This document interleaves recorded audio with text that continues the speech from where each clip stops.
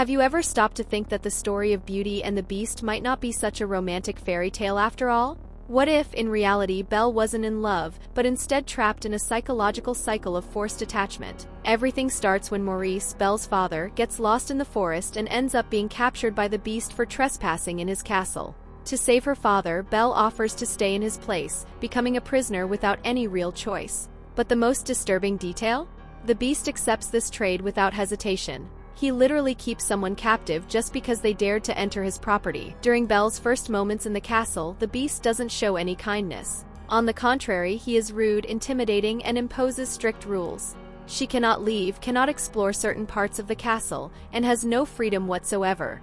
The entire environment is controlled by him, putting her in a position of vulnerability. Even with the presence of the enchanted objects that try to make her stay more comfortable, Belle is still a prisoner. She didn't choose to be there, and her only option was to sacrifice herself for her father. This is the first major indication that her relationship with the Beast begins in a forced, unnatural way. Now that we understand this initial point, let's analyze what happens next. After establishing Belle's captivity and her position of vulnerability, something curious starts to happen. The Beast changes his behavior. At first, he is aggressive, impatient, and full of rules, but gradually he begins to show acts of kindness.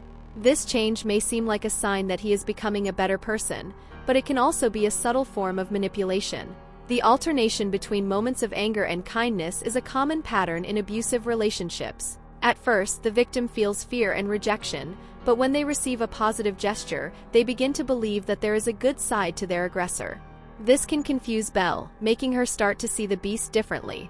The castle, which once seemed like a prison, starts to be presented as a magical and enchanting place. The Beast takes her to see the library, offers luxurious dinners, and even dances with her in a grand ballroom. But deep down, Belle is still trapped. All these experiences may serve to make her feel comfortable, without realizing that her freedom was taken away from the start. Their relationship does not develop naturally. Belle doesn't meet other people, has no contact with the outside world, and over time, the Beast becomes the only constant presence in her life. This isolation can be a crucial factor in her beginning to form an emotional bond with him, without realizing that her perception of the situation is being influenced by the controlled environment in which she lives. But there is an even more concerning element that may be affecting Belle's choices: the deadline imposed by the curse.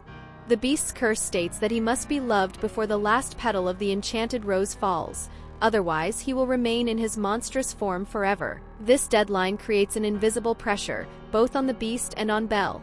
For the Beast, it means he desperately needs someone to fall in love with him. He cannot afford to wait for this to happen naturally, so his actions may be seen as attempts to speed up the process. He shifts from an aggressive captor to a supposedly gentle being, hoping that Belle will reciprocate his feelings before time runs out. For Belle, this situation may unconsciously influence her decisions. She realizes that all the enchanted objects depend on the curse being lifted to return to normal.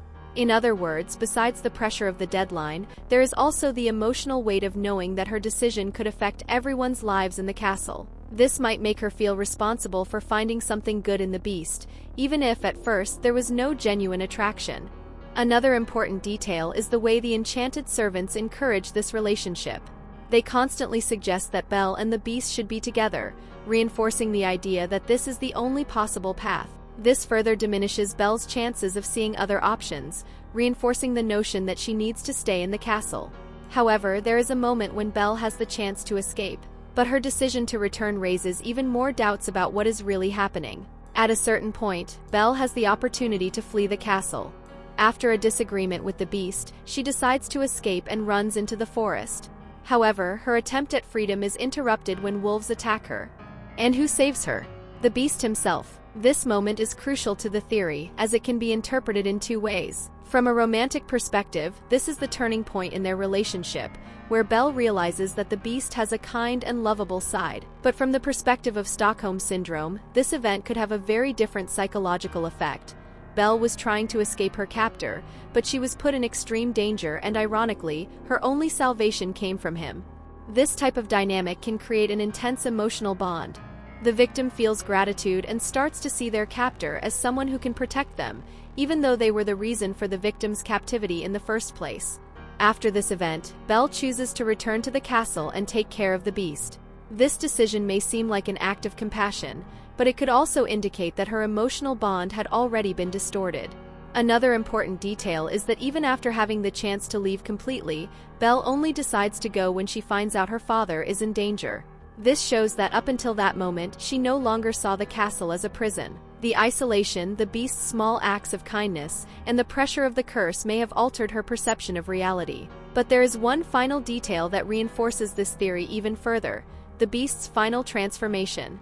When the beast finally breaks the curse and transforms into a prince, Belle's reaction is, at the very least, curious.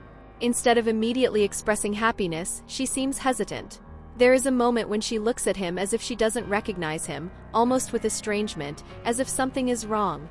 This could indicate that, throughout the story, Belle didn't fall in love with the real person under the curse, but rather with the relationship that was built inside the castle. The beast, in his monstrous form, represented the only emotional bond she knew during that period. He was the only constant companion, the only figure that gradually showed her affection. When he changes his appearance, it's as if the bond she had developed is broken. If their connection was based on genuine love, the transformation shouldn't have caused any discomfort.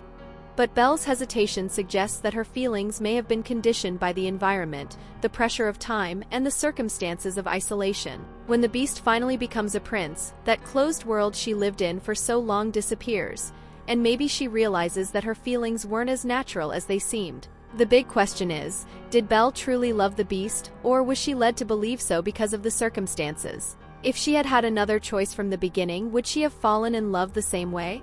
These are questions that make this theory one of the most debated among fans. If you enjoyed this analysis and want to see more theories like this, don't forget to leave a like. It really helps more people discover this content. And tell me in the comments, do you believe it was true love or just a classic case of Stockholm Syndrome? I'd love to hear your opinion. Oh, and if you like animation theories, there's another video on the screen right now that might interest you. Click and keep exploring the mysteries behind the movies that marked our childhood.